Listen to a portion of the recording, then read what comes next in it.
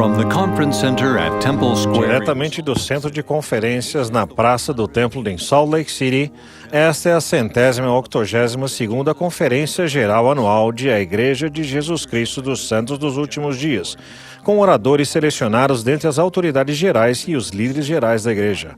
A música para esta sessão será oferecida por um coro combinado de missionários do CTM em Provo, Utah. Esta transmissão é um serviço público oferecido pela Bonneville Distribution. É proibida qualquer reprodução, gravação, transcrição ou outro uso deste programa sem autorização por escrito.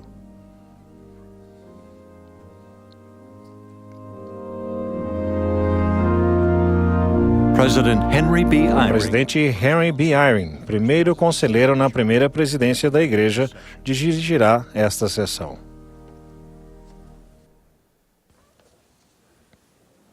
Brothers and sisters, irmãos e irmãs, sejam bem-vindos esta tarde à segunda sessão da 182ª Conferência Geral Anual de A Igreja de Jesus Cristo dos Santos dos Últimos Dias.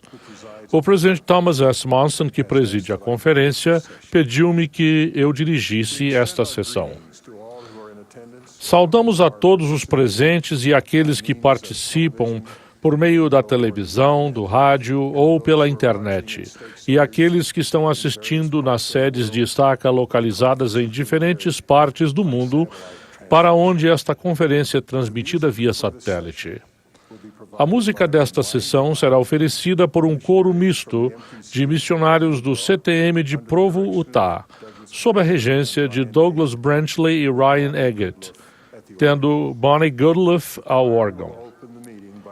O coro abrirá a reunião cantando Glória a Deus Cantai. A oração de abertura será oferecida pelo Elder William R. Walker, dos 70.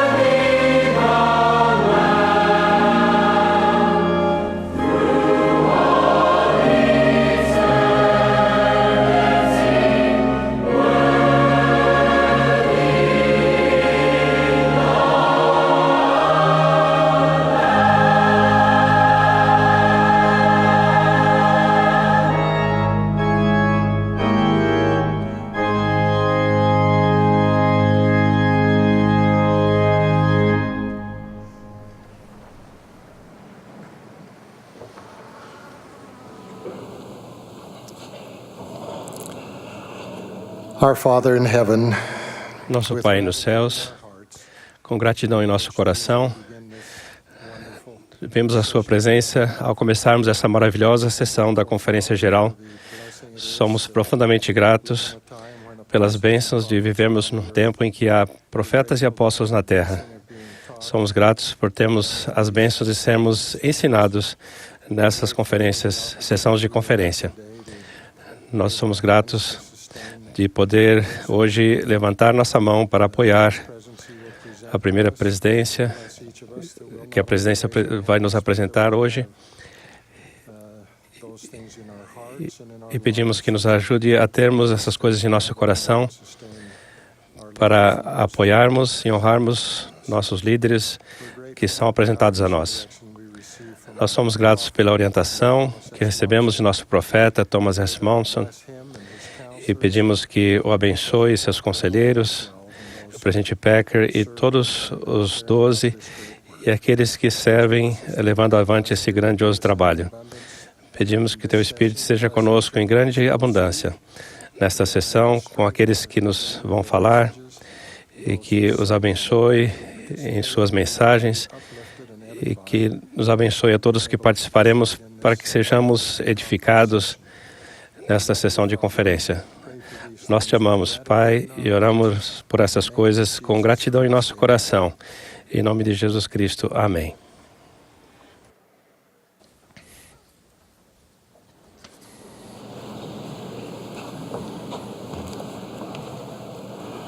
President Dieter F. Uchtdorf. O presidente Dieter F. Uchtdorf apresentará agora as autoridades gerais e os 70 de área da igreja para o voto de apoio. Depois, o irmão Robert W. Cantwell, diretor administrativo do Departamento de Auditoria da Igreja, lerá o relatório anual. Ele será seguido pelo irmão Brooke P. Hales, secretário da primeira presidência, que apresentará o relatório estatístico da Igreja referente ao ano de 2011.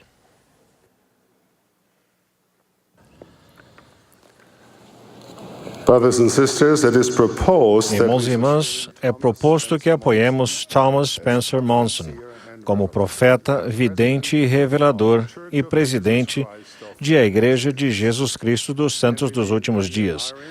Henry Benin Eyring como primeiro conselheiro na primeira presidência e Dieter Friedrich Uchtdorf como segundo conselheiro na primeira presidência.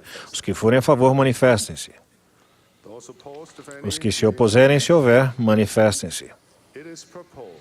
É proposto que apoiemos Boyd Kenneth Packer como presidente do Quórum dos 12 Apóstolos e os seguintes como membros deste quórum: Boyd K. Packer, L. Tom Perry, Russell M. Nelson, Dallin H. Oaks, M. Russell Ballard, Richard G. Scott, Robert D. Hales, Jeffrey R. Holland, David A. Bednar, Quentin L. Cook, D. Toff Christofferson e Neil L. Anderson. Os que forem a favor, manifestem-se. Se alguém se opuser, manifeste-se. É proposto que apoiemos os conselheiros na primeira presidência e os 12 apóstolos como profetas, videntes e reveladores. Os que forem a favor, manifestem-se. Os que se opuserem, se houver alguém, pelo mesmo sinal. O elder Stephen E. Snow foi desobrigado como membro da presidência dos Quórums dos 70. Os que quiserem juntar-se a nós em um voto de agradecimento, manifestem-se. É proposto que apoiemos o elder Richard J. Maines como membro da presidência dos Quórums dos 70. Os que forem a favor, manifestem-se. Os que se opuserem, se houver, manifestem-se.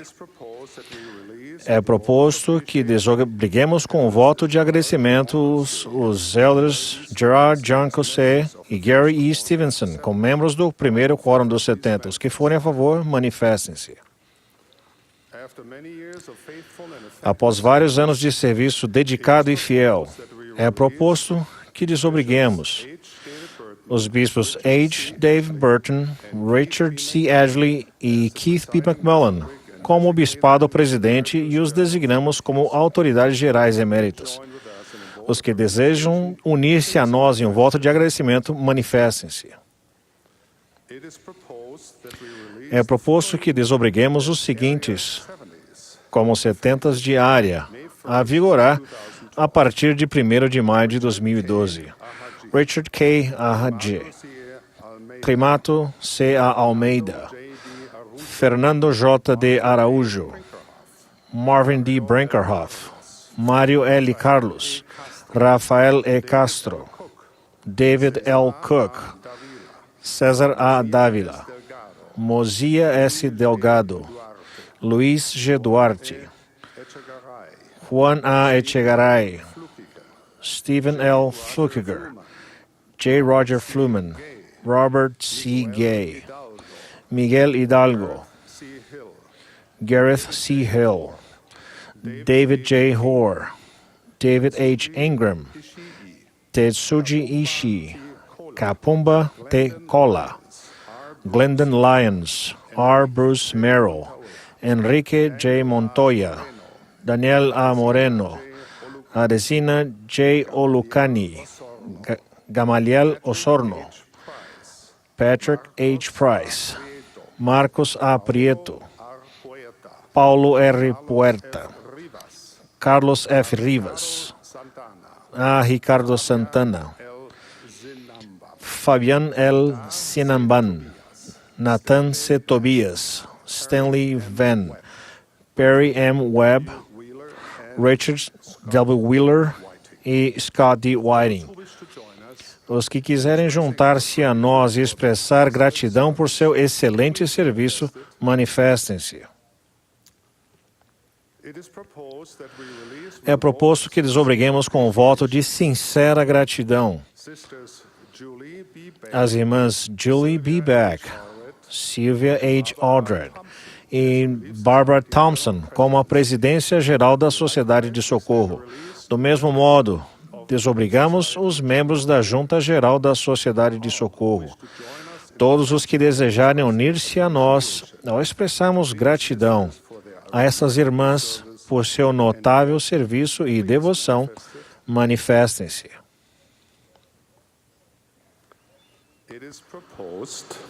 É proposto que apoiemos como novos membros do primeiro Quórum dos 70, Craig A. Carden, Stephen G. Ellis, Robert C. Gay, Scott C. Whiting. Todos que estiverem a favor, manifestem-se. Se alguém se opuser, manifeste-se. É proposto que apoiemos Gary E. Stevenson como bispo-presidente da Igreja de Jesus Cristo dos Santos dos Últimos Dias, com Gerard Jean Cousset como primeiro conselheiro e Dean Myron Davis como segundo conselheiro. Os que forem a favor, manifestem-se. Se alguém se opuser, manifeste-se.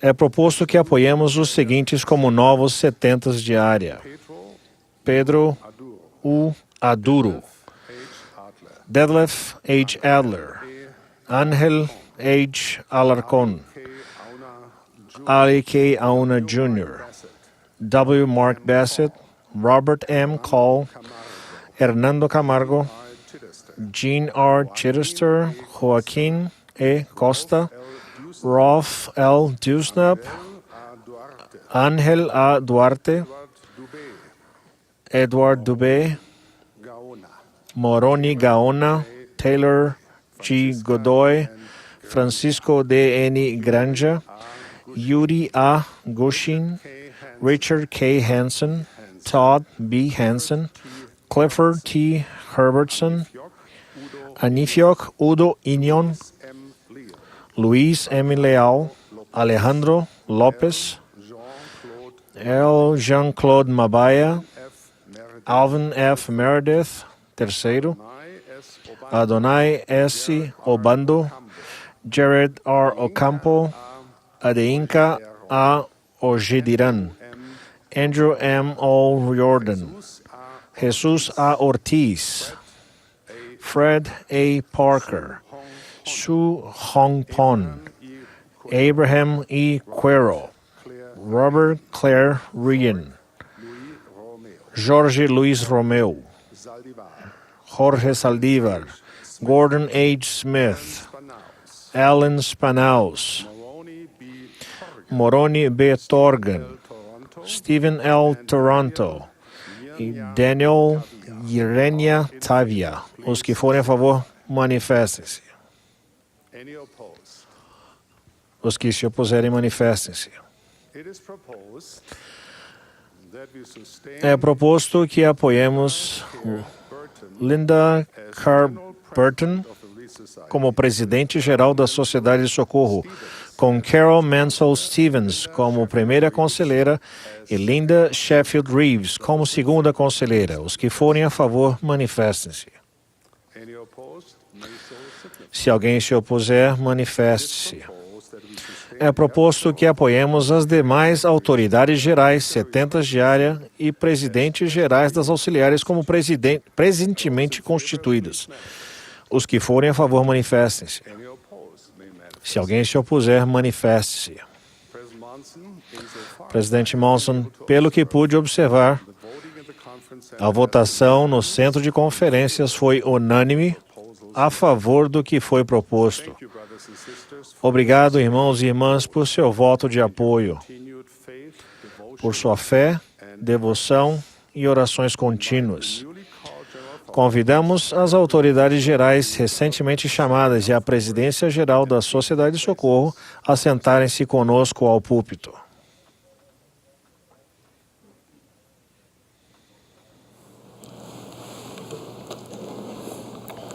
There are the sisters.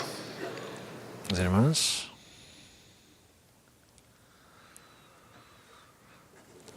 And the brethren. E os irmãos. O irmão Cantwell lerá agora o relatório de auditoria referente a 2011. Ele será seguido pelo irmão Hales.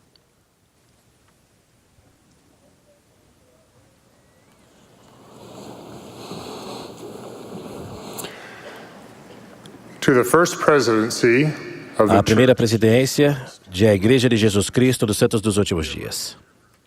Prezados irmãos, como prescrito por revelação na seção 120 de Doutrina e Convênios, o Conselho sobre a disposição dos dízimos autoriza o dispêndio dos fundos da Igreja. Esse Conselho é composto pela primeira presidência, pelo quórum dos 12 apóstolos e pelo bispado presidente. Esse conselho aprova os orçamentos dos departamentos, das operações e alocações relacionadas às unidades eclesiásticas da Igreja. Os departamentos da Igreja fazem uso desses fundos de acordo com os orçamentos aprovados e segundo as normas e os procedimentos da Igreja. O Departamento de Auditoria da Igreja tem acesso a todos os registros e sistemas necessários para avaliar a adequação dos controles de recebimentos e das despesas de fundos, bem como para a proteção dos recursos da Igreja. O Departamento de Auditoria da Igreja realiza seu trabalho independentemente de todos os outros departamentos de operações da Igreja. E sua equipe consiste de contadores públicos credenciados, auditores internos credenciados, auditores de sistemas de informações credenciados e outros profissionais credenciados. Com base nas auditorias realizadas, a opinião do Departamento de Auditoria da Igreja é de que, sob todos os aspectos materiais e as contribuições recebidas, as despesas e os recursos da Igreja no ano de 2011 foram registrados e administrados de acordo com as devidas práticas contábeis, com os orçamentos aprovados e com as normas e os procedimentos da Igreja. Respeitosamente, Departamento de Auditoria da Igreja, Robert W. Cantwell, diretor administrativo.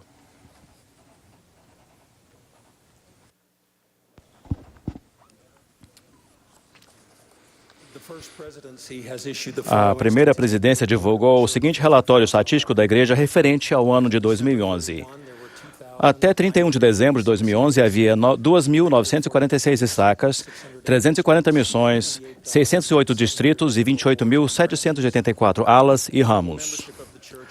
O total de membros da Igreja no final de 2011 era de 14.441.346.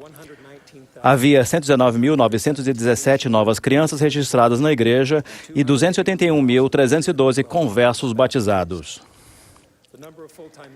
O número de missionários de tempo integral no campo, ao final do ano, era de 55.410. O número de missionários de serviço da igreja atuantes era de 22.299, muitos dos quais moram na sua própria casa e são chamados para dar suporte a uma variedade de funções da igreja. 2 templos foram dedicados durante o ano, o templo de San Salvador, El Salvador, e o templo de Quetzaltenango, Guatemala. O templo de Atlanta, Geórgia, foi rededicado em 2011. O número total de templos em funcionamento no mundo total no final do ano era de 136. Líderes gerais da igreja e outros que faleceram desde a Conferência Geral de abril do ano passado. Elders Mary D. Hanks, Jack H. Gosselin, Jr., Monte J. Brown, Ronald E. Pullman e Keith W. Wilcox, ex-membros do Quórum dos 70. Irmãs Joy F. Evans e Chieko N. Nokazaki, conselheiras na Presidência Geral da Cidade de Socorro. Irmã Norma Sontag, esposa do elder Philip T. Sontag, autoridade geral emérita. Irmã Argelia Villanueva, esposa do elder Lino Álvarez, 70, desobrigado. Irmão Wendell M. Smooth, Jr., ex-presidente do Coro do Tabernáculo.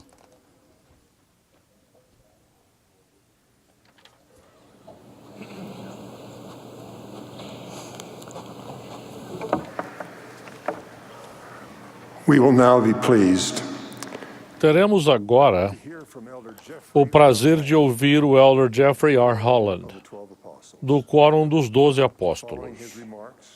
Após suas palavras, o coro cantará Brilha, Meiga Luz. E então, o elder Robert D. Hales, do Quórum dos 12 Apóstolos, falará a nós.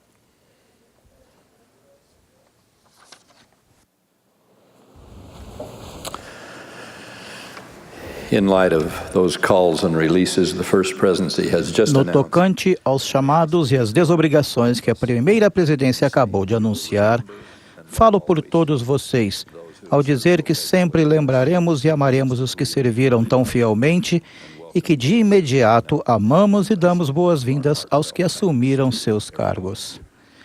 Nossos sinceros agradecimentos a todos vocês. Gostaria de abordar hoje a parábola contada pelo Salvador, na qual um dono de terras saiu de madrugada a assalariar trabalhadores. Depois de contratar o primeiro grupo às 6 da manhã, voltou às 9, ao meio-dia e às 3 da tarde, a fim de contratar mais trabalhadores à medida que a urgência da colheita aumentava.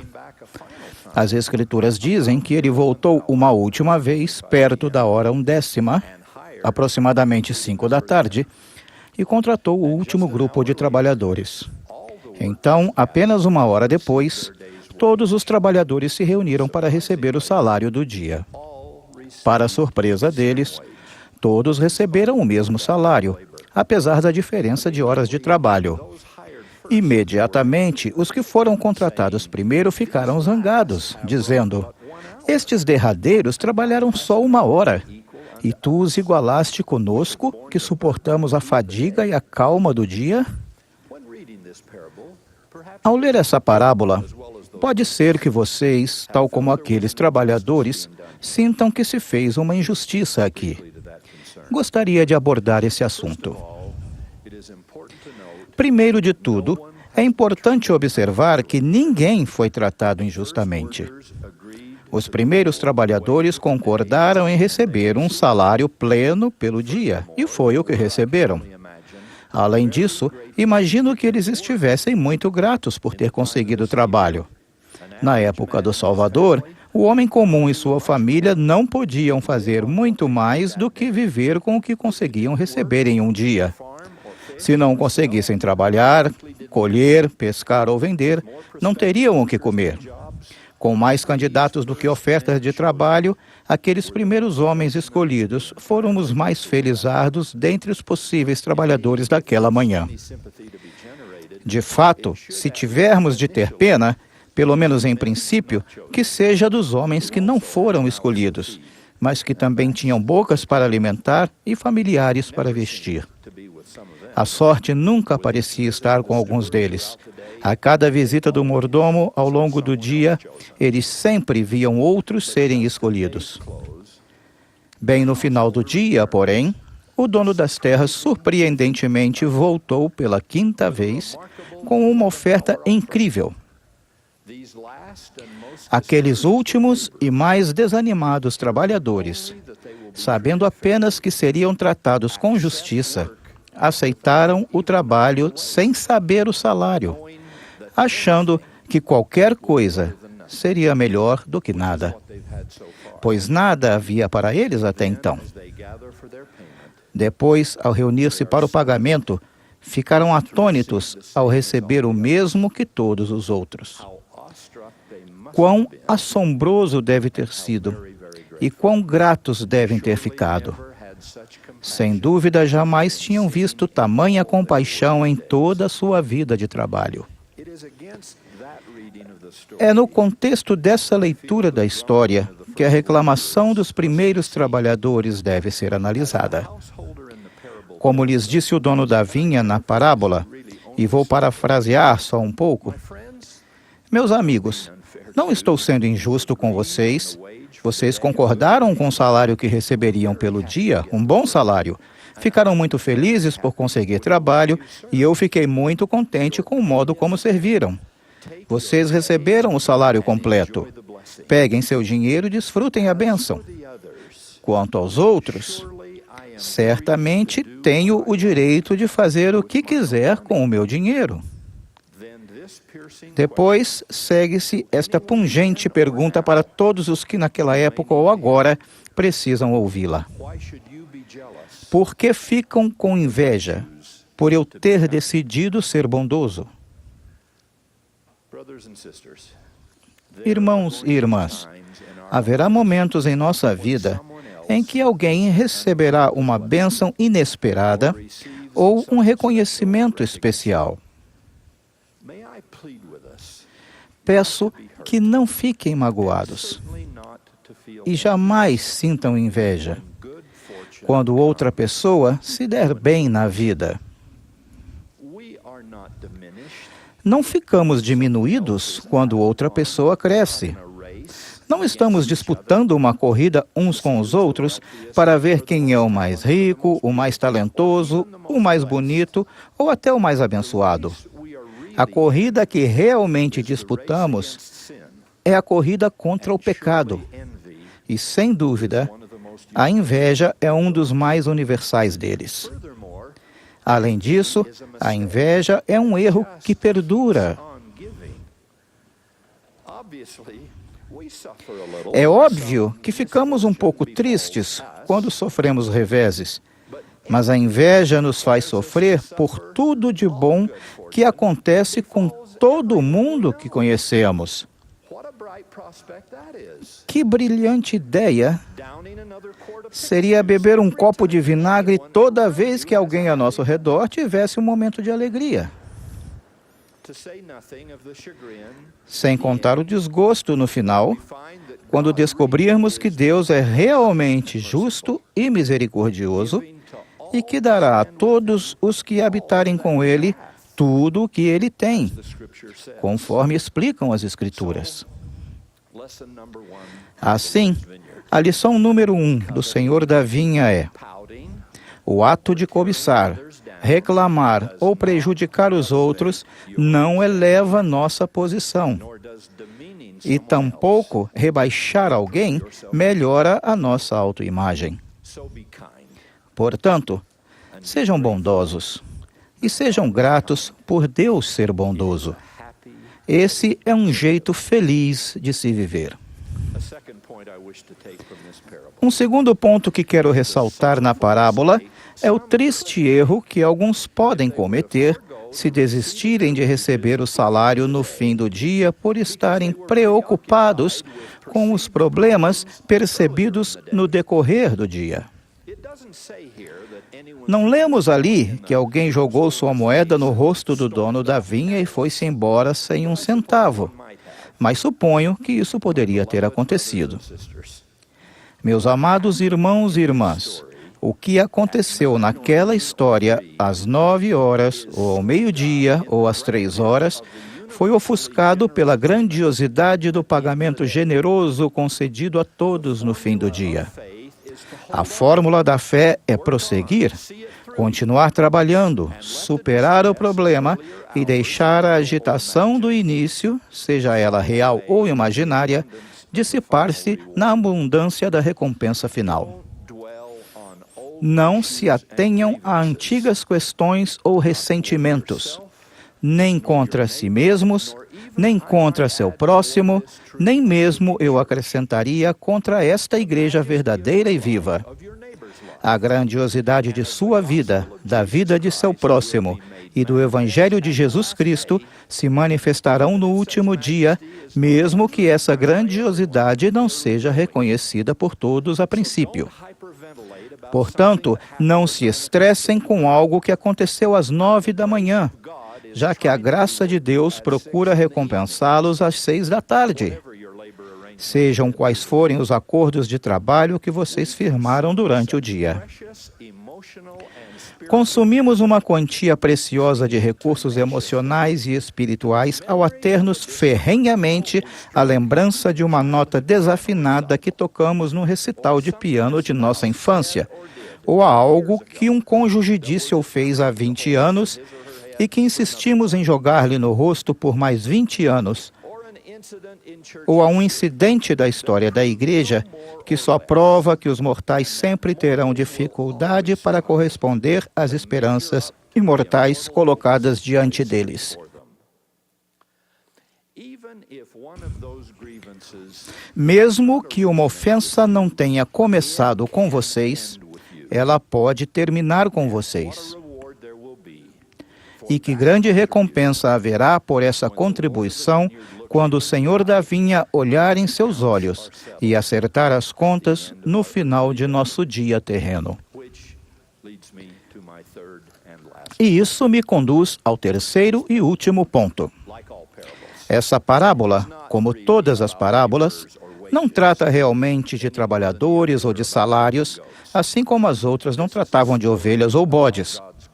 É uma história sobre a bondade de Deus, sua paciência e seu perdão, e sobre a expiação do Senhor Jesus Cristo. É uma história sobre generosidade e compaixão.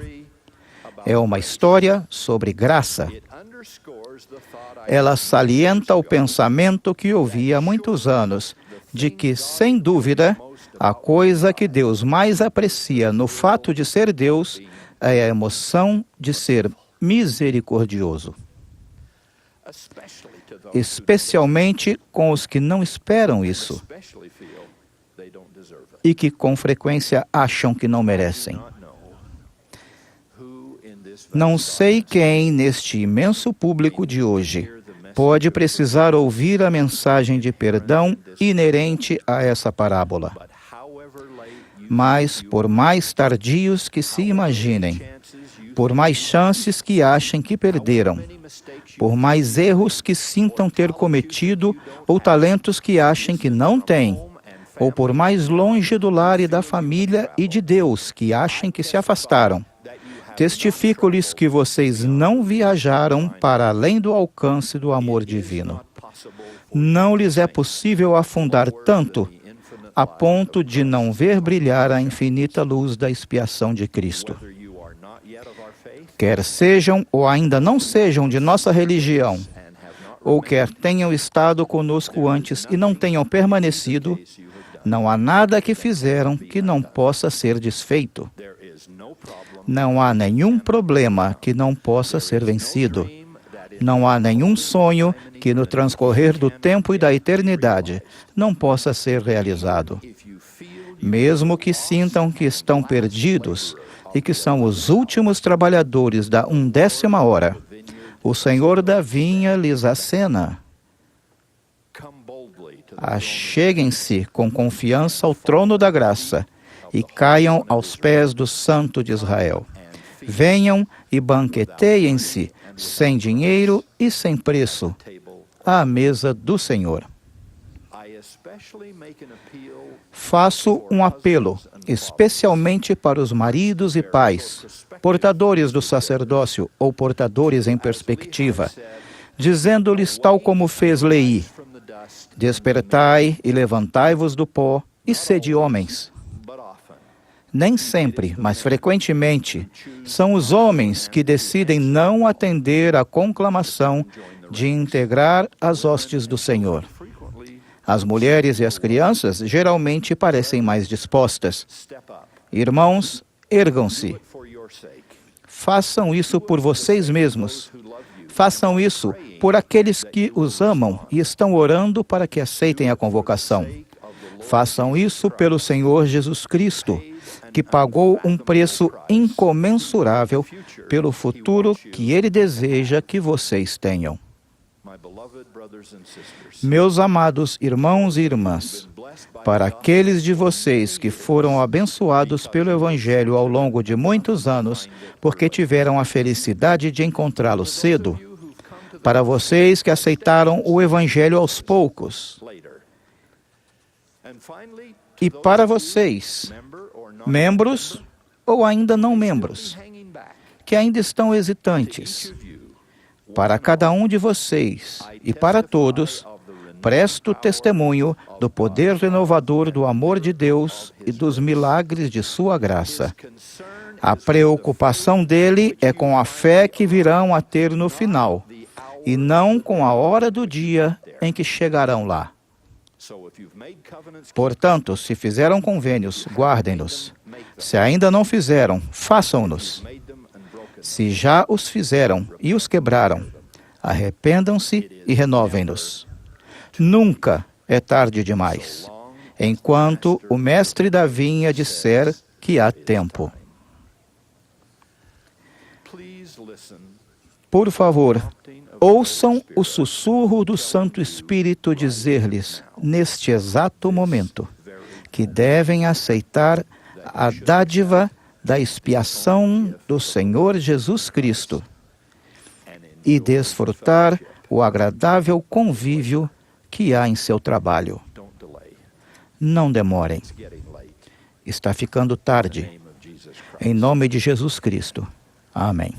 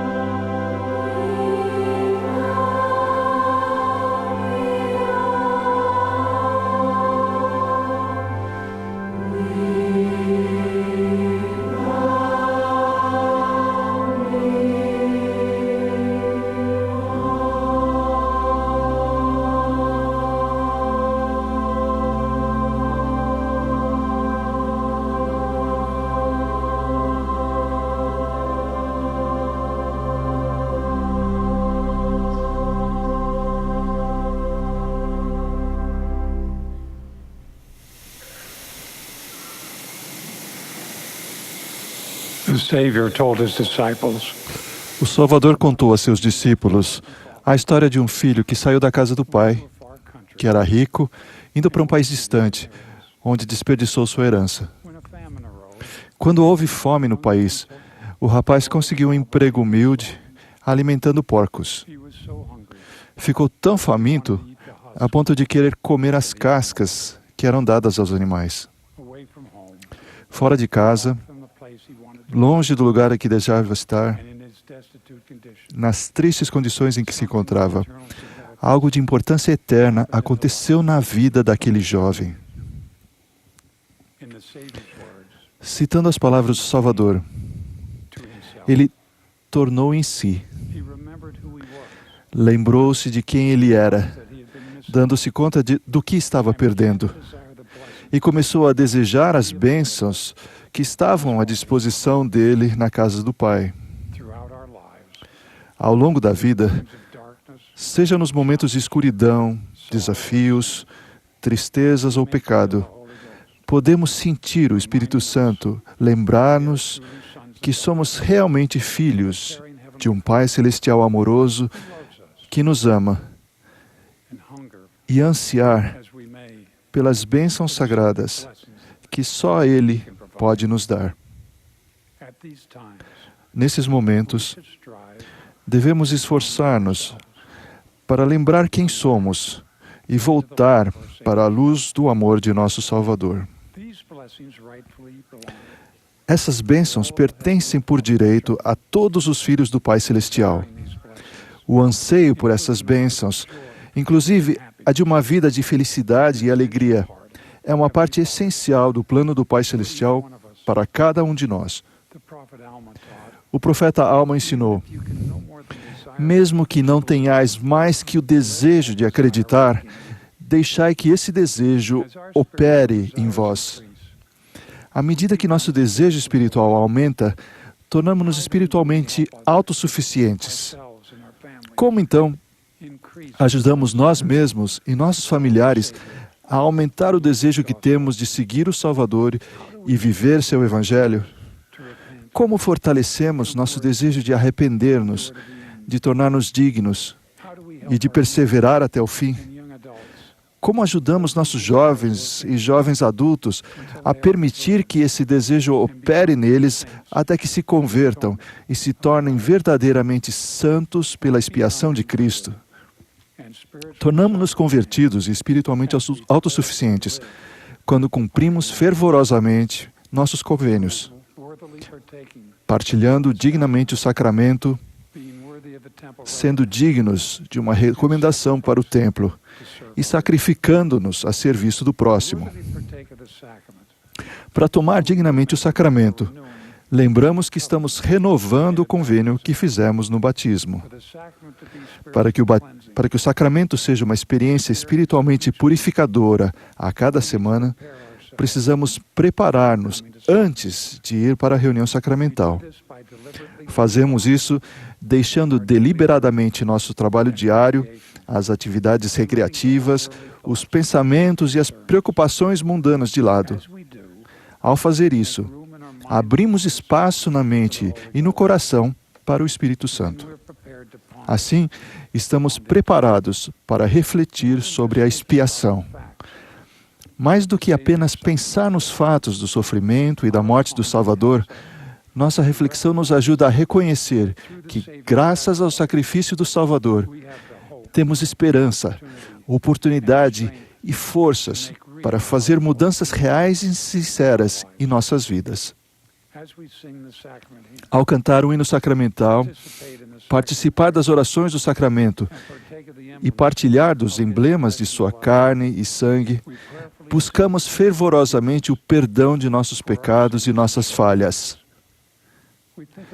Pensamos nas promessas que fizemos e guardamos na semana anterior e assumimos o compromisso específico e pessoal de seguir o Salvador na semana seguinte.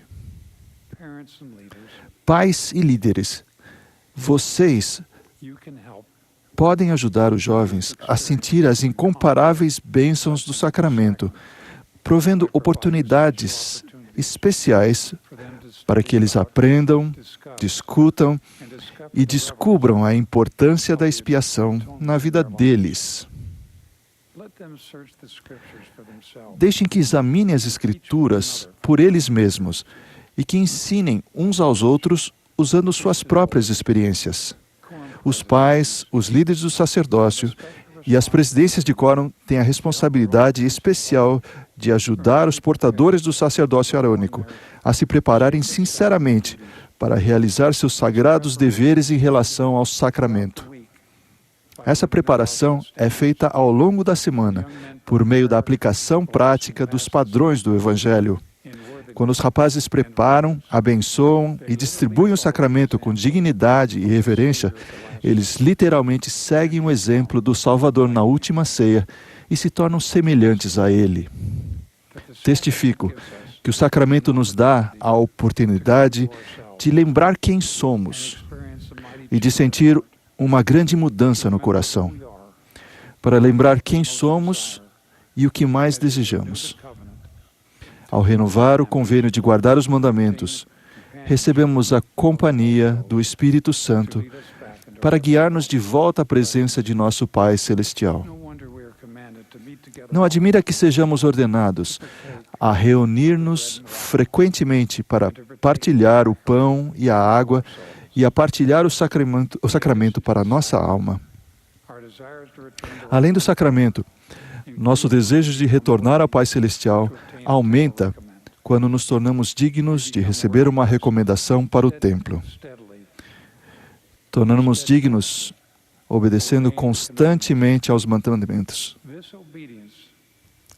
Essa obediência começa na infância e se intensifica pelas experiências pessoais no sacerdócio arônico e nas moças. Então, esperamos que os sacerdotes e as laréis estabeleçam metas e se preparem especificamente para receber a investidura e o selamento no templo. Quais são os padrões para os portadores de recomendação? O salmista nos lembra: quem subirá ao monte do Senhor? Ou quem estará no seu lugar santo? Aquele que é limpo de mãos e puro de coração. A dignidade de possuir uma recomendação para o templo nos dá forças para cumprir nossos convênios do templo. Como adquirimos pessoalmente essa força? Esforçamo-nos para adquirir um testemunho do Pai Celestial, de Jesus Cristo e do Espírito Santo, da realidade da expiação e da veracidade do profeta Joseph Smith e da restauração.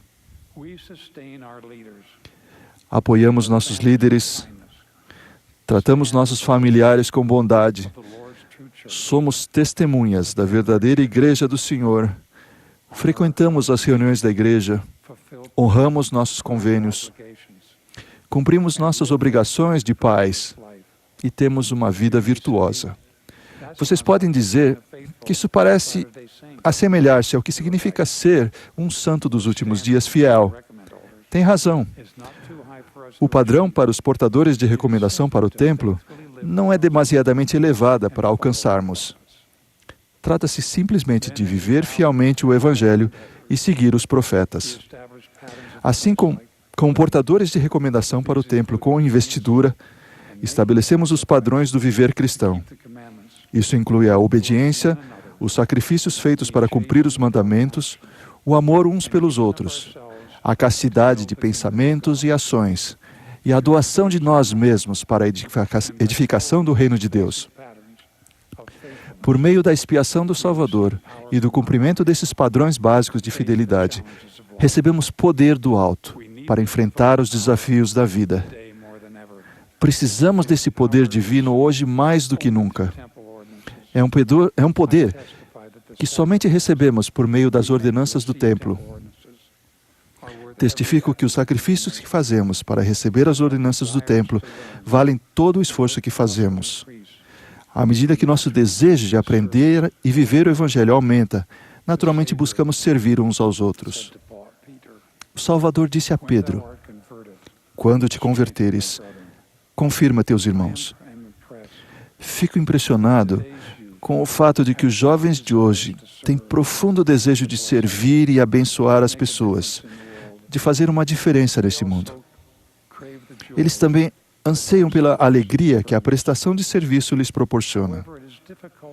Contudo, é difícil para os jovens compreender como as presentes ações vão prepará-los ou desqualificá-los para as futuras oportunidades de serviço.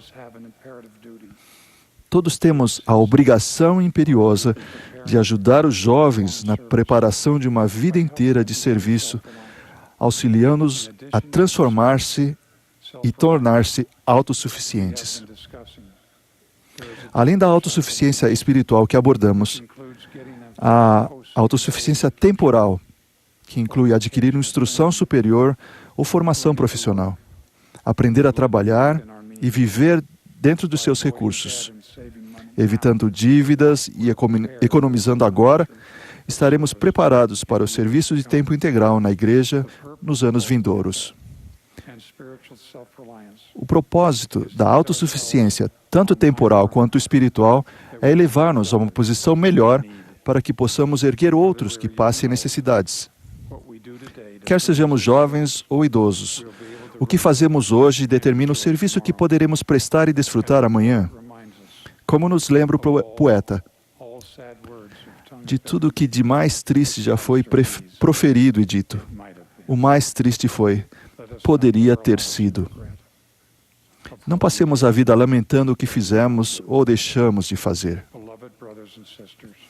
Amados irmãos e irmãs, o jovem mencionado pelo Salvador, o que é chamado de filho pródigo, voltou realmente para casa. Seu pai não se esquecera dele, mas aguardava seu retorno. E quando o filho ainda estava longe, viu o seu pai e se moveu de íntima compaixão e correndo, o beijou. Para comemorar a volta do filho, ele pediu um manto, um anel e um banquete em que foi servido um bezerro. Lembretes de que nenhuma bênção nos será negada se perseverarmos fielmente em trilhar o caminho de volta à presença de nosso Pai Celestial. Com seu amor e com o amor de seu Filho no coração, convido todos a seguir nosso desejo espiritual e a lembrar quem somos. Tenham uma conversa consigo mesmos no espelho e perguntem: onde estou no cumprimento de meus convênios? Estamos no caminho certo quando dizemos: tomo dignamente o sacramento todas as semanas, sou digno de ter uma recomendação para o templo e me sacrifico para servir e abençoar as pessoas. Compartilho meu testemunho especial de que Deus ama de tal maneira cada um de nós que deu o seu Filho unigênito para expiar nossos pecados. Ele nos conhece e nos aguarda, mesmo que estejamos bem distantes. Se colocarmos em prática nosso desejo e lembrarmos quem somos, seremos eternamente envolvidos pelos braços de seu amor e recebidos com alegria de volta ao lar. Presto testemunho disso no sagrado nome de nosso Salvador Jesus Cristo. Amém.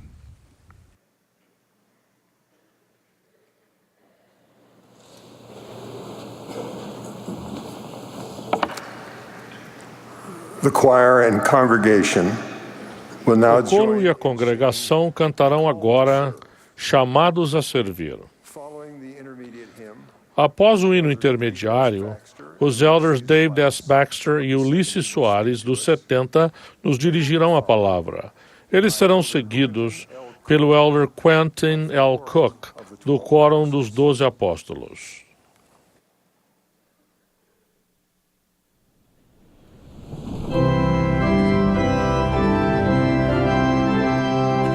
This is the 182nd. Esta é a 182ª Conferência Geral Anual de A Igreja de Jesus Cristo dos Santos dos Últimos Dias.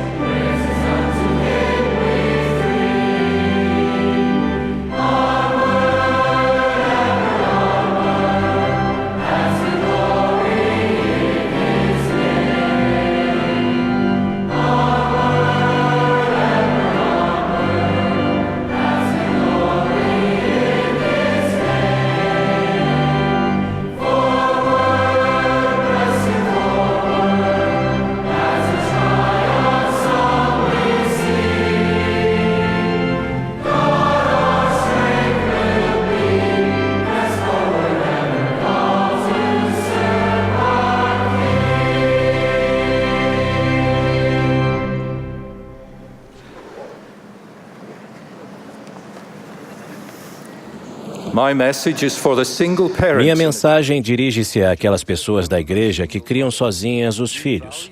Em sua maioria mães, vocês mulheres valorosas que nas mais variadas condições de vida criam os filhos e administram o lar sozinhas. Talvez sejam viúvas ou divorciadas. Pode ser que enfrentem esse desafio por terem tomado um rumo errado fora do casamento. Porém, hoje vivem dentro da estrutura do Evangelho, tendo acertado sua vida. Abençoadas sejam por evitarem o tipo de companhia que lhes cobraria um alto preço de virtude e discipulado. Esse seria um preço elevado demais. Embora às vezes se perguntem, por que eu? É por meio das provações que crescemos rumo à divindade. À medida que nosso caráter se molda na fornalha da aflição e no transcorrer da vida, enquanto Deus respeita o arbítrio do homem. Como comentou Elder Neil A. Maxwell, não podemos compreender todas as coisas porque não conhecemos todos os fatos. Sejam quais forem suas circunstâncias ou os motivos delas, vocês são pessoas maravilhosas. Dia a dia enfrentam os problemas da vida fazendo praticamente sozinhas o trabalho que devia ser feito por dois. Vocês têm que ser pai e mãe. Administram a casa, cuidam da família, às vezes têm dificuldade para pagar as contas e, milagrosamente, até encontram meios de servir na igreja de modo significativo. Vocês nutrem seus filhos, choram e oram com eles e por eles. Querem o melhor para eles, mas se angustiam todas as noites achando que o melhor que podem oferecer não será o suficiente. Embora relute em partilhar algo extremamente pessoal, sou fruto de um lar assim. Durante a maior parte de minha infância e adolescência, minha mãe nos criou sozinha, em condições humildes. O dinheiro era cuidadosamente controlado. Ela teve de lidar com a solidão íntima, às vezes ansiando desesperadamente por apoio e companhia. Apesar de tudo isso, havia dignidade em minha mãe, uma tremenda fonte de determinação e perseverança escocesas. Felizmente, seus últimos anos foram mais abençoados do que o início. Ela casou-se com um recém-converso viúvo. Foram selados no Templo de Londres, Inglaterra, e mais tarde serviram brevemente ali como oficiantes de ordenanças. Ficaram juntos por quase um quarto de século, felizes, contentes e realizados até o fim de sua vida mortal. No mundo inteiro, há muitas de vocês, boas mulheres da igreja, que enfrentam circunstâncias semelhantes e demonstram ano a ano essa mesma capacidade de suportar as pressões e dificuldades. Quando começaram há vários anos, não era exatamente o que esperavam, planejaram, pediram em oração ou ansiaram. Sua jornada pela vida teve solavancos, desvios, contornos e voltas, em grande parte por vivermos em um mundo decaído que foi feito para ser um lugar de provas e testes. Enquanto isso, vocês se esforçam para criar os filhos em retidão e verdade, sabendo que, embora não consigam mudar o passado, podem moldar o futuro. Ao longo do caminho, receberão bênçãos compensatórias, mesmo que não sejam evidentes de imediato. Com a ajuda de Deus, não precisam temer o futuro. Seus filhos vão crescer e chamá-las de abençoadas, e cada uma das muitas realizações que eles terão será um tributo a vocês.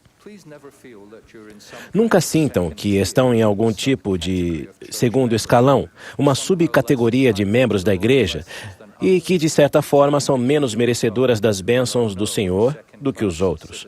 No reino de Deus, não há cidadãos de segunda classe.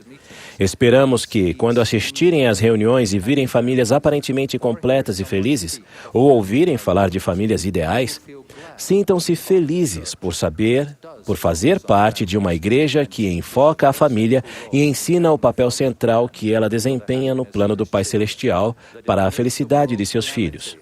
Que neste mundo de calamidades e de decadência moral, temos a doutrina, a autoridade, as ordenanças e os convênios que são a melhor esperança para o mundo, inclusive para a futura felicidade de seus filhos e da família que cada um deles vai criar.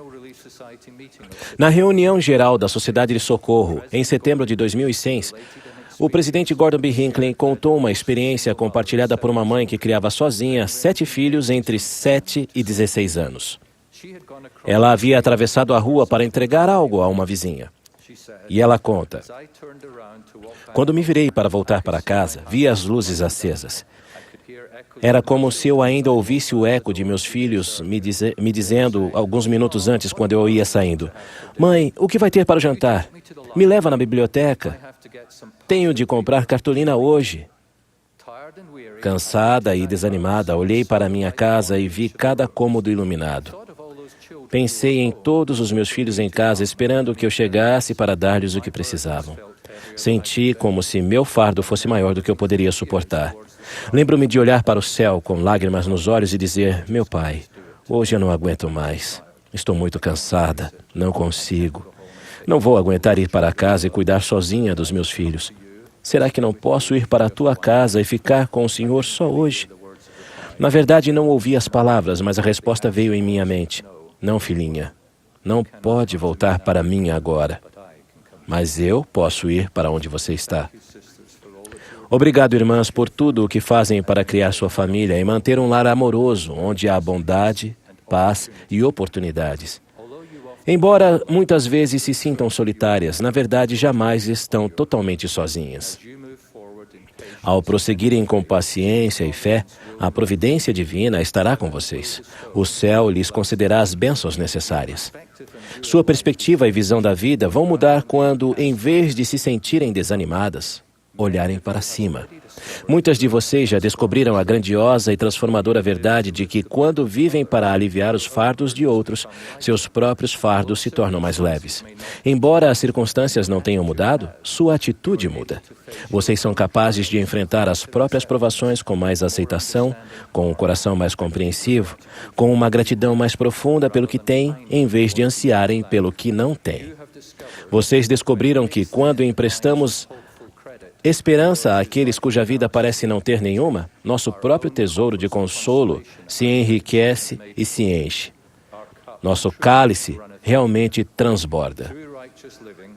Por meio de um viver reto, você e seus filhos poderão um dia desfrutar das bênçãos por fazer parte de uma família completa e eterna.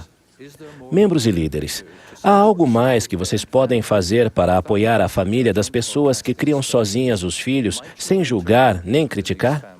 Será que poderiam cuidar dos jovens dessas famílias, em especial oferecendo aos rapazes um exemplo de como os bons homens agem e vivem? Na falta do pai, será que estão dando um exemplo digno de ser imitado? É claro que existem famílias em que o pai é que cuida dos filhos sozinho. Irmãos, também oramos por vocês e os elogiamos. Esta mensagem também se dirige a vocês. Vocês que criam os filhos sozinhos, testifico que, se derem o melhor de vocês nos mais difíceis desafios humanos, o céu lhes há de sorrir. Vocês realmente não estão sozinhos. Que o poder redentor e amoroso de Jesus Cristo ilumine sua vida agora e os encha de esperança na promessa eterna. Tenham coragem. Tenham fé e esperança. Encarem o presente com força e olhem para o futuro com confiança. Em nome de Jesus Cristo. Amém.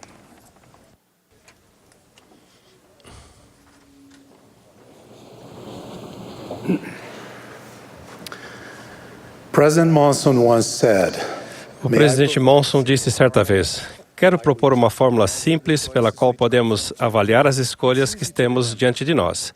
É fácil de lembrar. Não podemos estar certo fazendo coisas erradas, não podemos estar fazendo o que é certo e errar." A fórmula do presidente Monson é simples e direta. Funciona da mesma forma que a leona dada à lei. Se exercemos fé e formos diligentes na obediência aos mandamentos do Senhor, encontraremos facilmente o rumo certo a seguir, especialmente ao deparar-nos com decisões cotidianas. O apóstolo Paulo nos exortou sobre a importância de semear no Espírito e de estar cientes de não semear na carne, ao dizer: "Não erreis, Deus não se deixa escarnecer, porque tudo o que o homem semear, isso também ceifará. Porque o que semeia na sua carne, da carne ceifará a corrupção, mas o que semeia no Espírito, do Espírito ceifará a vida eterna. E não nos cansemos de fazer o bem, porque a seu tempo ceifaremos, se não houvermos desfalecido." Semear no Espírito significa que todos os nossos pensamentos, palavras e ações precisam elevar-nos ao nível da divindade de nossos pais celestes, Contudo, as Escrituras se referem à carne como a natureza física ou carnal do homem natural, que permite que as pessoas sejam influenciadas por paixões, desejos, apetites e tendências da carne, em vez de buscar a inspiração do Espírito Santo. Se não tomarmos cuidado, essas influências, combinadas com a pressão mundana do mal, podem levar-nos a adotar uma conduta vulgar e leviana, que pode tornar-se parte de nosso caráter. Para evitarmos essas más influências, devemos seguir o que o Senhor instruiu ao profeta Joseph Smith sobre semear continuamente no Espírito. Portanto, não vos canseis de fazer o bem, porque estáis lançando o alicerce de uma grande obra, e de pequenas coisas provém aquilo que é grande. Para edificarmos nosso espírito, é preciso que toda amargura, e ira, e cólera, e gritaria, e blasfêmia, e toda malícia sejam tiradas dentre nós. E sejamos sábios nos dias de nossa provação, despojando-nos de todas as impurezas. Ao estudarmos as Escrituras, aprendemos que as promessas do Senhor, que o Senhor fez para nós, dependem de nossa obediência e incentivam o viver reto. Essas promessas devem nutrir-nos a alma, dando-nos esperança, incentivando-nos a não desistir, mesmo diante dos desafios diários de viver num mundo em que os valores éticos e morais se extinguem, motivando assim mais as pessoas a semear na carne. No entanto, como podemos ter certeza de que nossas escolhas estão nos ajudando a semear no Espírito e não na carne?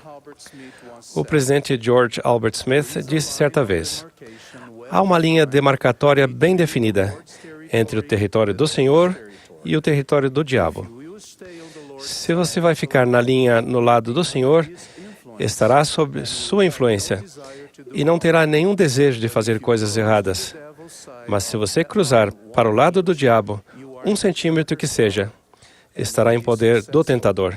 E se ele for bem-sucedido, você não será capaz de pensar nem raciocinar corretamente, porque terá perdido o Espírito do Senhor.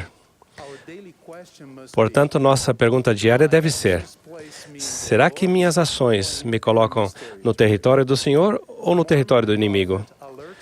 O profeta Mormon alertou seu povo sobre a importância da capacidade de distinguir o bem do mal. Portanto, todas as coisas boas vêm de Deus, e o que é mal vem do diabo. Porque o diabo é inimigo de Deus e luta constantemente contra ele, e convida e incita a pecar e a fazer continuamente o mal. Eis, porém, que aquilo que é de Deus convida e impele a fazer o bem continuamente. A luz de Cristo, juntamente com a companhia do Espírito Santo, devem ajudar-nos a determinar se nosso modo de vida nos coloca no território do Senhor ou não. Se nossas atitudes forem boas, elas são inspiradas por Deus, porque toda coisa boa vem de Deus. Contudo, se nossas atitudes forem más, estamos sendo influenciados pelo inimigo, porque ele persuade os homens a fazer o mal. O povo africano aqueceu meu coração por sua determinação e diligência em permanecer no território do Senhor. Mesmo nas circunstâncias adversas da vida, aqueles que aceitam o convite de vir a Cristo se tornam uma luz para o mundo. Há poucas semanas, ao visitar uma das alas da África do Sul, tive o privilégio de acompanhar 2 jovens sacerdotes, seu bispo e seu presidente de estaca a uma visita aos rapazes menos ativos do seu quórum. Fiquei muito impressionado com a coragem e a humildade que aqueles 2 sacerdotes mostraram ao convidar os rapazes menos ativos a voltar para a igreja. Enquanto conversavam com os rapazes menos ativos, observei que seu semblante refletia a luz do Salvador e, ao mesmo tempo, enchia de luz as pessoas a seu redor. Eles estavam cumprindo seu dever de socorrer os fracos, erguer as mãos que pendem e fortalecer os joelhos enfraquecidos. A atitude daqueles 2 sacerdotes os colocou no território do Senhor, e eles serviram de instrumento em suas mãos ao convidar outros a fazer o mesmo. Em Doutrina e Convênios, seção 20, versículo 37, o Senhor ensina o que significa semear no Espírito e o que realmente acontece no território do Senhor, da seguinte maneira: humilhar-nos perante Deus, testemunhar que temos o coração quebrantado e o espírito contrito, testificar à igreja que realmente nos arrependemos de todos os nossos pecados, tomar sobre nós o nome de Jesus Cristo e ter a determinação de servi-lo até o fim, manifestar por nossas obras que fomos recebidos pelo batismo em sua igreja. Nossa disposição de cumprir esses convênios nos prepara para viver na presença de Deus como seres exaltados.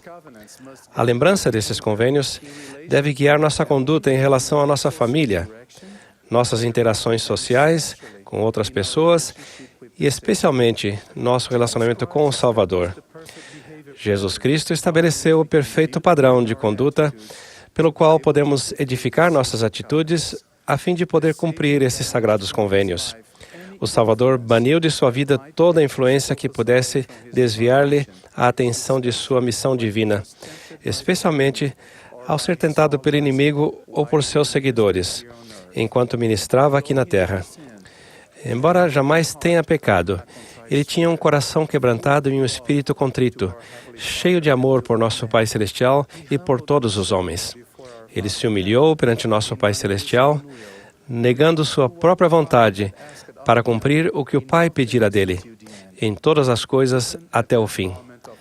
Mesmo naquele momento de extrema dor física e espiritual, carregando nos ombros o fardo dos pecados de toda a humanidade e vertendo sangue por todos os poros, ele disse ao Pai: não seja, porém, o que eu quero, mas o que tu queres.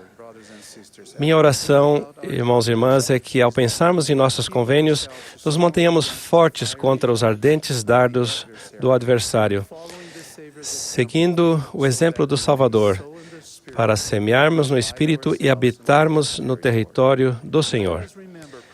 Lembremos a fórmula do presidente Monson.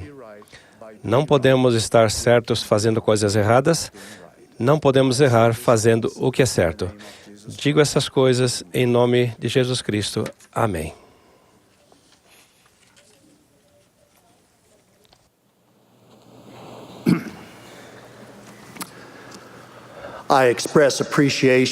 Expresso gratidão por aqueles que serviram tão fielmente com entusiasmo apoio os que foram chamados. Quando as autoridades gerais da Igreja se reúnem com os membros no mundo inteiro, vemos pessoalmente como os santos dos últimos dias são uma força para promover o bem. Elogiamos vocês por tudo o que fazem para abençoar a vida de todas as pessoas.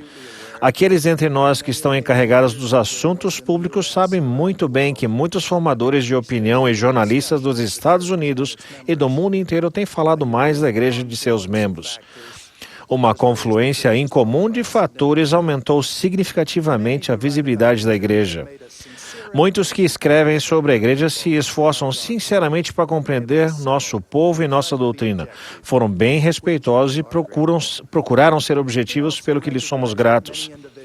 Também reconhecemos que há muitas pessoas que não estão em sintonia com as coisas sagradas.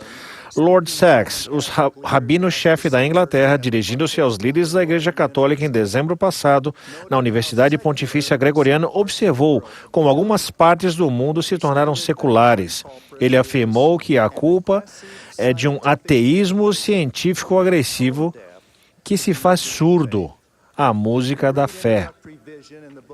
A grande visão introdutória do livro de Mormon é o sonho profético que Leí teve da árvore da vida.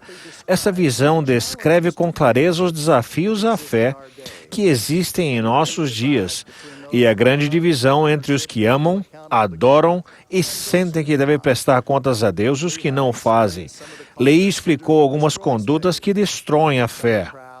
Alguns são orgulhosos, vaidosos e tolos. Interessam-se apenas pela assim chamada sabedoria do mundo. Outros têm algum interesse em Deus, mas se perdem nas névoas de escuridão e pecado do mundo. Alguns provam o amor de Deus e sua palavra, mas sentem-se envergonhados por causa dos que zombam deles e se afastam, seguindo por caminhos proibidos. Por fim, aos que estão em sintonia com a música da fé. Vocês sabem quem vocês são. Vocês amam o Senhor e o seu Evangelho e procuram constantemente viver e compartilhar sua mensagem, especialmente com sua família. Vivem em harmonia com os sussurros do Espírito. Estão despertos em relação ao poder da palavra de Deus. Cumprem preceitos religiosos no lar e procuram diligentemente levar uma vida cristã como discípulos de Cristo. Reconhecemos o quanto vocês estão atarefados. Sem o ministério profissional remunerado, a responsabilidade de administrar a igreja foi confiada a vocês, membros consagrados.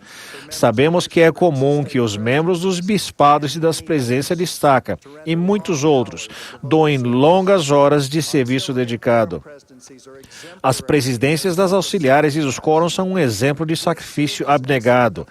Esse serviço e sacrifício são feitos por todos os membros, pelos que mantêm registros administrativos, pelos mestres familiares e professores visitantes fiéis e pelos que dão aulas. Quão gratos somos aos que corajosamente servem como líderes de escoteiros ou do berçário. Todos vocês contam com nosso amor e apreço pelo que fazem e pelo que são. Reconhecemos que há membros menos interessados e menos fiéis a alguns dos ensinamentos do Salvador. Nosso desejo é que esses membros despertem plenamente para a fé e aumentem seu nível de atividade e de comprometimento. Deus ama todos os seus filhos. Ele quer que todos voltem à presença dele. Ele deseja que todos estejam em sintonia com a sagrada música da fé. A expiação do Salvador é uma dádiva para todos. É preciso que seja ensinado e compreendido que amamos e respeitamos todas as pessoas escritas por Leí. Lembre-se que não nos cabe julgar as pessoas. O julgamento é uma prerrogativa do Senhor. O presidente Thomas S. Monson nos pediu especificamente que tenhamos a coragem de não julgar as pessoas.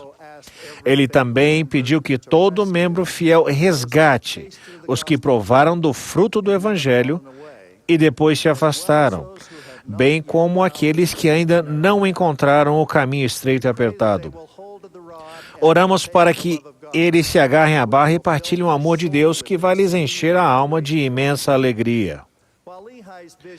Embora a visão de Leí inclua todas as pessoas, o conceito doutrinário mais importante é o significado eterno da família. A família foi ordenada por Deus. É a mais importante unidade nesta vida e na eternidade. Quando Leí partilhou do fruto da árvore da vida, o amor de Deus, desejou que sua família dele também comesse. Nosso grande desejo é criar nossos filhos em verdade e retidão. Um princípio que nos vai ajudar a fazer isso é não sermos demasiadamente severos em julgar uma conduta tola ou insensata, porém não pecaminosa.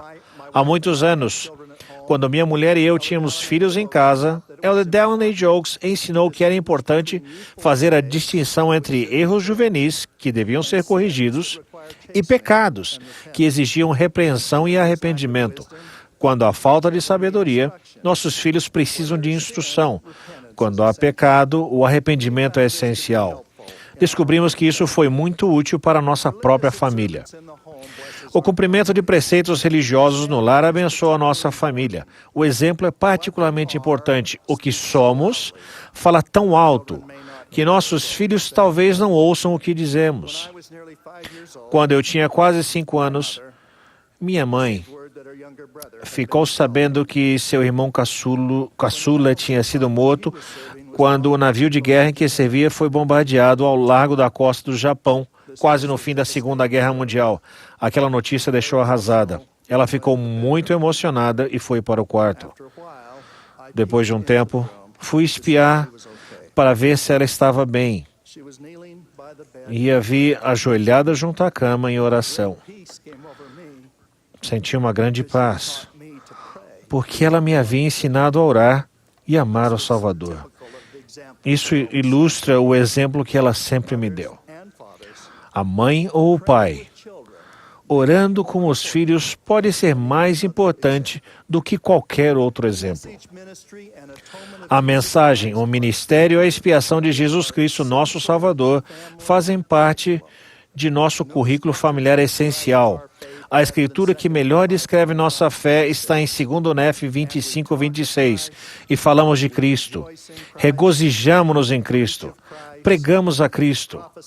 Profetizamos de Cristo e escrevemos de acordo com nossas profecias, para que nossos filhos saibam em que fonte procurar a remissão de seus pecados. Uma das premissas da visão de Lehi é de que os membros fiéis precisam agarrar-se firmemente à barra de ferro para manter-se no caminho estreito e apertado que conduz à árvore da vida. É essencial que os membros leiam, ponderem e estudem as Escrituras. O livro de Mórmon é de importância vital. É evidente que sempre haverá aqueles que subestimam o significado desse livro sagrado ou até venham a denigri-lo. Alguns fazem piada. Antes de eu servir missão, ouvi um professor universitário citar a declaração de Mark Twain de que se fosse tirada a expressão "e aconteceu que" do livro de Mórmon, ele seria apenas um panfleto. Poucos meses depois, enquanto eu servia missão em Londres, Inglaterra, um renomado professor formado pela Universidade Oxford e que trabalhava na Universidade de Londres, um egípcio que era perito em línguas semitas, leu o livro de Mórmon, correspondeu-se com o presidente David McKay e reuniu-se com os missionários. Disse-lhes que estava convencido de que o livro de Mórmon era realmente uma tradução do conhecimento dos judeus e da língua dos egípcios referentes aos períodos descritos no livro. Um dos exemplos que ele usou foi a expressão conjuntiva "e aconteceu que ele disse espelhar como ele traduziria a fraseologia usada nos antigos escritos semitas. O professor foi informado de que, embora sua abordagem intelectual com base em seu conhecimento acadêmico ajudasse, ainda era essencial que ele tivesse um testemunho espiritual. Por meio do estudo e da oração, ele adquiriu um testemunho espiritual e foi batizado.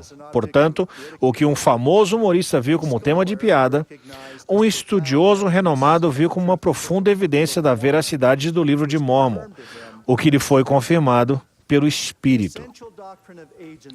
A doutrina essencial do arbítrio exige que um testemunho do Evangelho restaurado deva basear-se na fé, e não em provas externas ou científicas.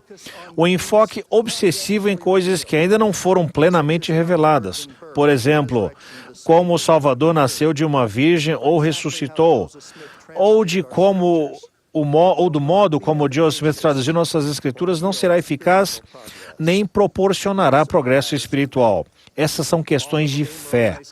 No final, o conselho de Moroni de ler e ponderar e depois perguntar a Deus com toda a sinceridade do coração, com real intenção, para confirmar a veracidade das Escrituras pelo testemunho do Espírito é a resposta. Além disso, quando incorporamos à nossa vida os mandamentos encontrados nas Escrituras e vivemos o Evangelho, somos abençoados pelo Espírito e provamos a sua bondade por meio dos sentimentos de alegria, felicidade e principalmente paz. Vemos claramente que uma linha divisória que separa os que ouvem a música da fé dos que são surdos ou fora de sintonia é o estudo ativo das Escrituras. Fiquei profundamente tocado há vários anos, quando o amado profeta Spencer W. Kimball enfatizou a necessidade de lermos e estudarmos continuamente as Escrituras. Ele disse: "Percebo que quando negligencio meu relacionamento com a Deidade e tenho a impressão de que nenhum ouvido divino está escutando o que digo e nenhuma voz celestial está falando comigo, parece que estou muito, muito longe. Se mergulho nas Escrituras, a distância diminui e a espiritualidade volta." Espero que estejamos lendo o livro de Mórmon regularmente com nossos filhos. Abordei esse assunto com meus próprios filhos. Eles compartilharam comigo duas observações. Primeiro, a persistência na leitura diária das Escrituras em família é fundamental. Minha filha descreveu com bom humor o esforço que faz bem cedo pela manhã com seus filhos, a maioria adolescentes, para ler constantemente as Escrituras. Ela e o marido acordam bem cedo, lutando contra o sono para agarrar-se ao corrimão da escada que leva ao local onde a família se reúne para ler a palavra de Deus. A persistência é a resposta e o bom senso de humor ajuda. É preciso grande empenho de todos da família todos os dias, mas vale a pena. Os obstáculos temporários são vencidos pela persistência. A segunda coisa foi como nosso filho caçula e a esposa leem as Escrituras com sua jovem família. 2 de seus 4 filhos ainda não têm idade para ler. Para o filho de 5 anos, eles fazem 5 sinais com os dedos para que ele participe plenamente da leitura das Escrituras em família. O primeiro sinal com os dedos é para que ele repita "e aconteceu", sempre que isso aparece no livro de Mórmon. Tenho de admitir que adoro ver essa expressão aparecer com tanta frequência. Aliás, para o interesse das famílias jovens, o sinal 2 é assim vemos que os sinais 3, 4 e 5 são escolhidos pelos pais de acordo com as palavras contidas no capítulo que eles estão lendo. Sabemos que o estudo das Escrituras em família e a noite familiar nem sempre são perfeitos. A despeito dos desafios que enfrentarem, não desanimem. Compreendam que a fé no Senhor Jesus Cristo e o cumprimento de seus mandamentos são e sempre serão o teste decisivo da mortalidade. Acima de tudo, cada um de nós precisa compreender que quando ficamos surdos à música da fé, estamos fora de sintonia com o Espírito. Como ensinou o profeta Nefe, haveis ouvido sua voz, e ele vos falou numa voz mansa e delicada, mas havíeis perdido a sensibilidade, de modo que não pudestes perceber suas palavras. Uma doutrina é clara: precisamos ser positivos e ter bom ânimo. Enfatizamos nossa fé e não nossos temores. Regozijamo-nos na certeza proporcionada pelo Salvador de que Ele estará ao nosso lado e nos orientará e conduzirá. O Espírito Santo testifica ao nosso coração que temos um Pai Celestial amoroso, cujo plano misericordioso para nossa redenção será cumprido em todos os aspectos, graças ao sacrifício expiatório de Jesus Cristo. Como Naomi W. Randall, autora de Sou um Filho de Deus, escreveu, e o seu espírito de amor afasta todo o meu temor. Portanto, onde quer que estejamos no caminho do discipulado da visão de Leí, tomemos a firme decisão de despertar dentro de nós e de nossa família maior desejo de reivindicar a incompreensível dádiva de vida eterna que o Salvador nos concedeu. Oro para que permanecemos em sintonia com a música da fé. Eu presto testemunho da divindade de Jesus Cristo e da realidade de sua expiação em nome de Jesus Cristo. Amém.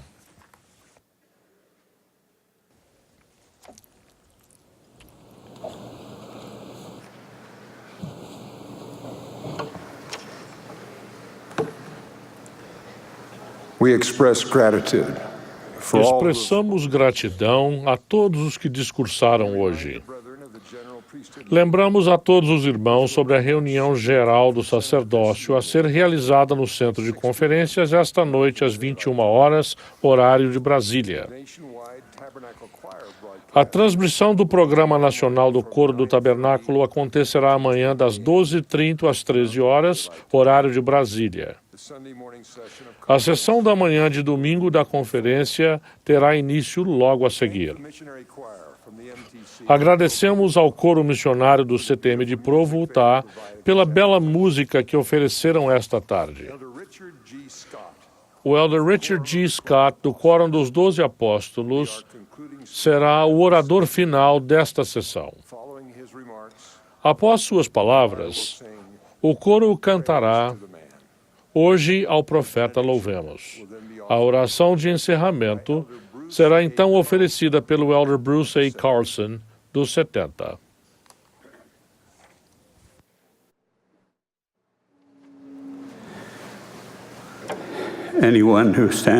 O Espírito Santo comunica-nos importantes informações de que necessitamos para nos guiar na jornada da mortalidade. Quando ela é nítida, clara e essencial, recebe o título de revelação. Quando ela vem por uma série de sentimentos frequentemente, nos guia passo a passo a um objetivo digno. Para o propósito dessa mensagem é inspiração. Um exemplo de revelação seria aquela que o presidente Spencer W. Kimball recibió após sua longa e contínua súplica ao Senhor para proporcionar o sacerdócio a todos os homens dignos da Igreja, numa época em que ele podia ser conferido somente a alguns deles. Outro exemplo de revelação é esta orientação dada ao presidente Joseph F. Smith. Creio que nos movemos e vivimos na presença de mensageiros celestiais. Não estamos separados deles. Temos um relacionamento próximo com nossos parentes e ancestrais, que foram para o mundo espiritual antes de nós. Não podemos esquecê-los, não deixamos de amá-los. Sempre os teremos junto ao coração, na lembrança. Se isso ocorre a nós em nossa condição finita, cercados das fraquezas de mortalidade, podem ver-nos melhor do que nós a eles.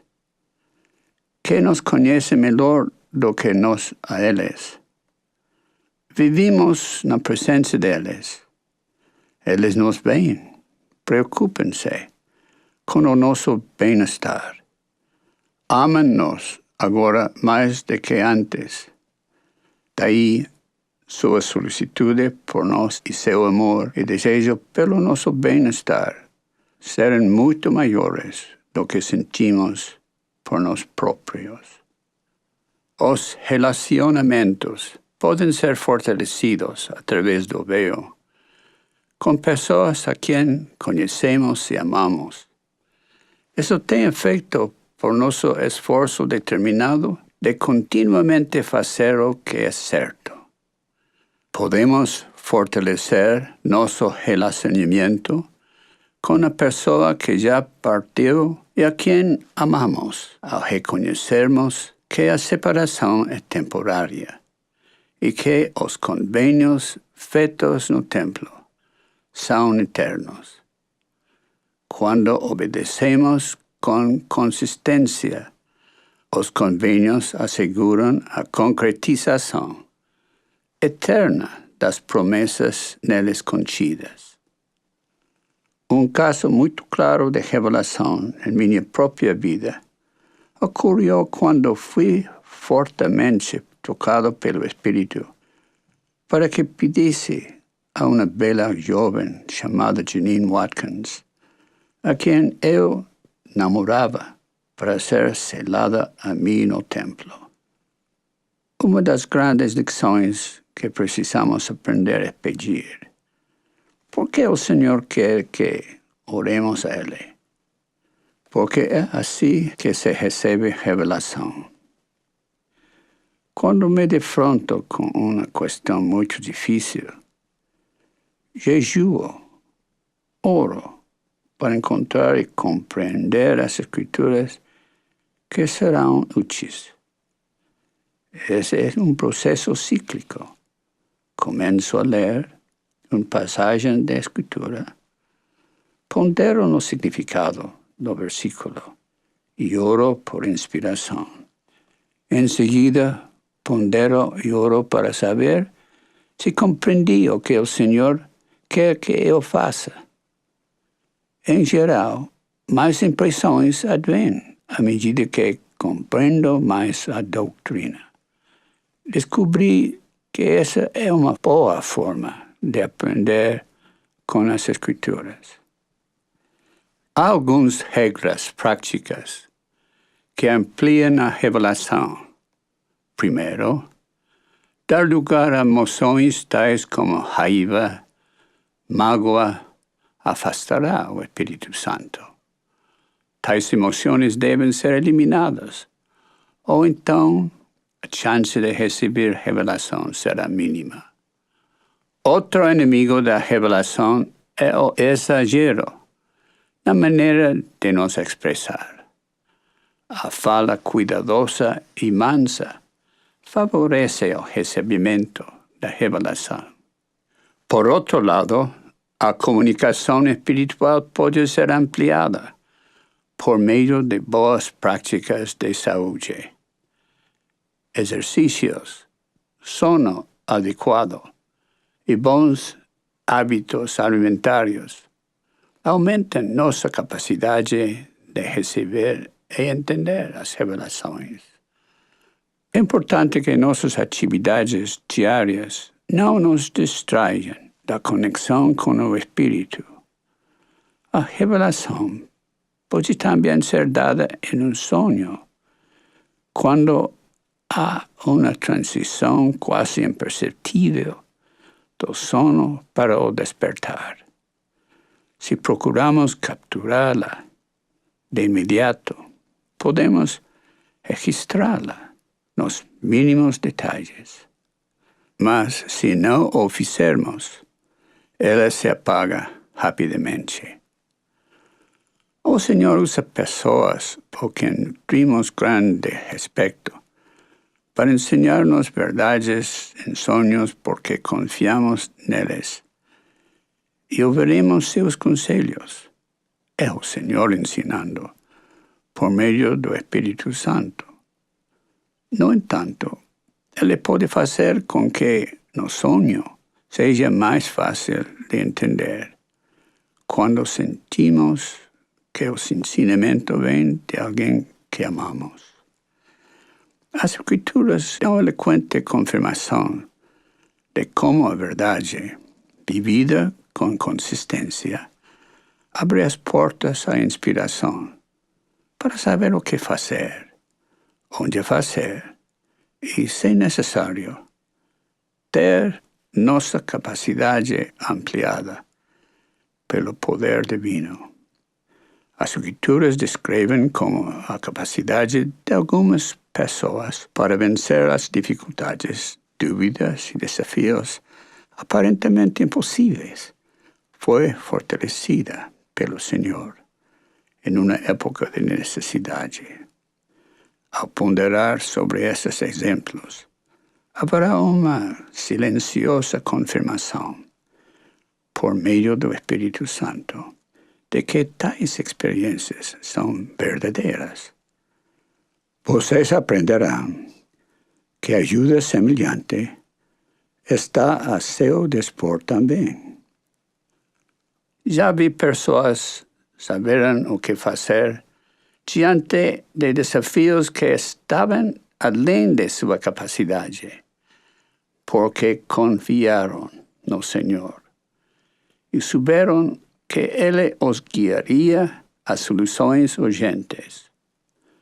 O Senhor declarou: sereis ensinados de lo alto. Santificai-vos e sereis investidos de poder, para que ensineis como falei. As palavras santificai-vos podem parecer estranhas. O presidente Lee explicou certa vez que podemos substituir essas palavras pela expressão guardai meus mandamentos. Com essas palavras, o conselho parece mais claro. Isso significa que a pessoa deve estar sempre limpa, mental e fisicamente, para que o Senhor a inspire. O Senhor confia naquele que é obediente a seus mandamentos. Tal pessoa tem acesso à inspiração dele para saber o que fazer e também o poder divino necessário para fazê-lo.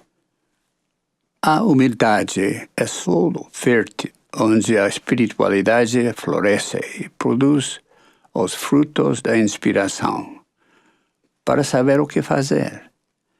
Ele dá acesso ao poder divino para realizar o que for preciso. Quando agimos como instrumentos para abençoar a outros, podemos ser inspirados mais facilmente do que quando pensamos em nós mesmos.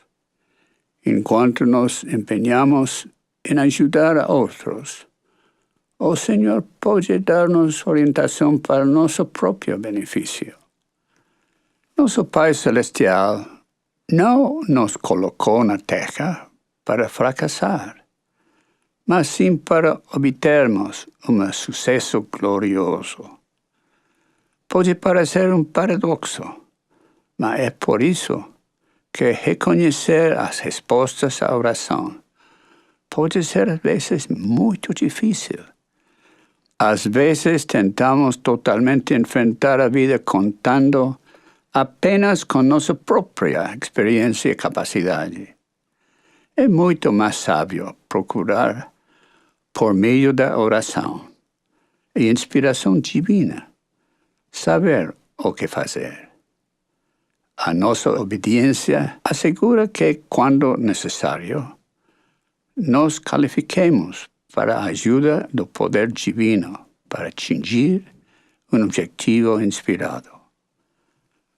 2 indicadores de que sentimento ou impressão vem de Deus é que esses produzem paz no coração e sentimento cálido e sereno. Ao seguir os princípios que discutimos aqui, estaremos preparados para reconhecer a revelação em momentos críticos de nossa vida. Quanto mais de perto seguirmos a corrente da orientação divina, maior será a nossa felicidade aqui e na eternidade.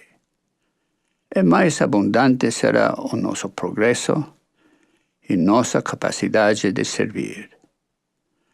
Não compreendo plenamente como acontece, mas essa corrente atua em nossa vida sem tirar-nos o arbítrio. Nós temos o poder de tomar as decisões, mas lembre-se de que a disposição para fazer o que é certo traz paz de espírito e felicidade. Caso nossas escolhas tenham sido erradas, elas podem ser consertadas por meio do arrependimento. Quando as condições são plenamente satisfeitas, a expiação de Jesus Cristo nos liberta das demandas da justiça pelos erros cometidos. É maravilhosamente simples e incomparavelmente belo. Ao continuar a viver em retidão, sempre receberemos a impressão para saber o que fazer. Às vezes, a descoberta da ação necessária pode requerer esforço significativo e confiança de nossa parte. No entanto, receberemos a inspiração para saber o que fazer quando atendermos às condições para termos orientação divina na vida, tais como obedecer os mandamentos do Senhor, confiar em seu divino plano de felicidade e evitar todo o que for contrário a ele. A comunicação com nosso Pai Celestial não é uma questão trivial, é um privilégio sagrado. Baseia-se em princípios eternos e imutáveis. Recebemos a ajuda do Pai Celestial como resposta à nossa fé, obediência ao uso adequado do arbítrio. Possa o Senhor inspirá-los a compreender e usar os princípios que levam à revelação e à inspiração pessoal. Em nome de Jesus Cristo. Amém.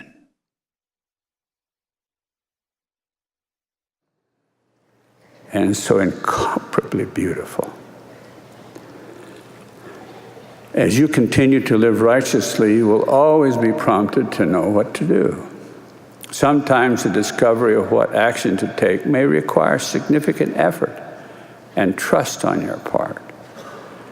Yet you will be prompted to know what to do as you meet the conditions for such divine guidance in your life. Namely, obedience to the commandments of the Lord, trust in His divine plan of happiness, and the avoidance of anything that is contrary to it. Communication with our Father in heaven is not a trivial matter. It is a sacred privilege. It is based upon eternal, unchanging principles. We receive help from our Father in heaven in response to our faith, obedience, and the proper use of agency. May the Lord inspire you to understand and use the principles that lead to personal revelation and inspiration. In the name of Jesus Christ, amen.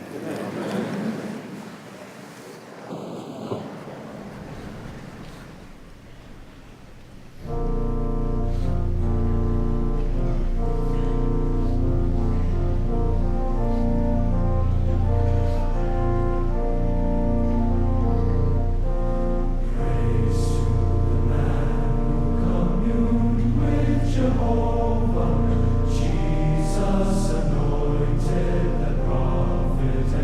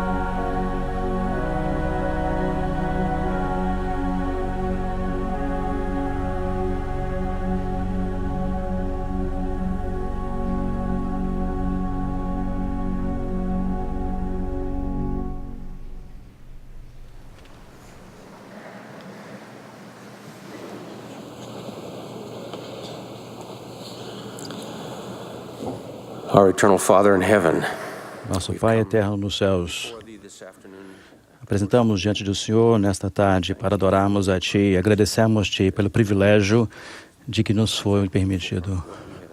Agradecemos-Te pelo que vimos e ouvimos, a música e a palavra proferida. Alegramos-nos pelo que sentimos, pelos muitos que vieram nesta tarde, buscando resposta para as suas dificuldades e que vêm dos seus profetas neste dia. E que sairão aqui elevados e pelo que sentiram. Oramos para que a luz que sentimos nessa sessão da conferência possa nos ligar de volta ao nosso lar. Que possamos mais uma vez estar nos pés dos nossos apóstolos e profetas. No nome sagrado de Jesus Cristo. Amém.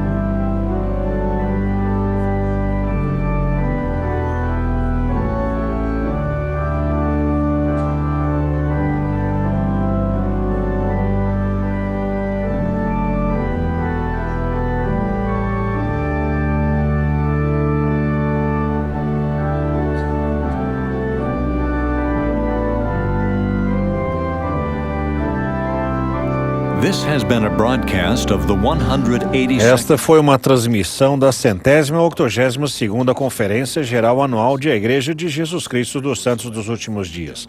Os oradores foram selecionados dentre as autoridades gerais e os líderes gerais da Igreja. A música foi oferecida por um coro combinado de missionários do CTM em Provo, Utah.